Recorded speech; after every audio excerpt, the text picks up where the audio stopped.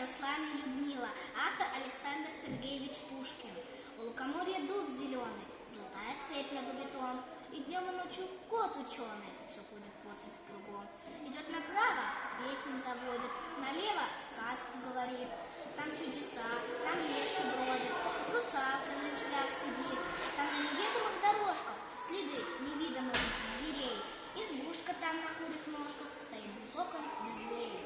Там лес и дол, видений полный, там озари прихнут волны, на брег песчаный и пустой. И 30 витязей прекрасных чередой из вод выходит ясный. Извини, дядька их морской.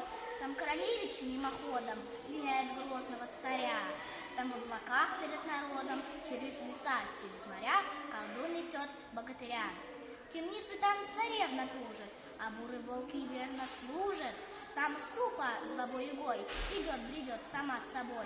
Там царь Кощей над златом чахнет. Там русский дух, там Русью пахнет. И там я был, и мед я пил. У моря видел дуб зеленый.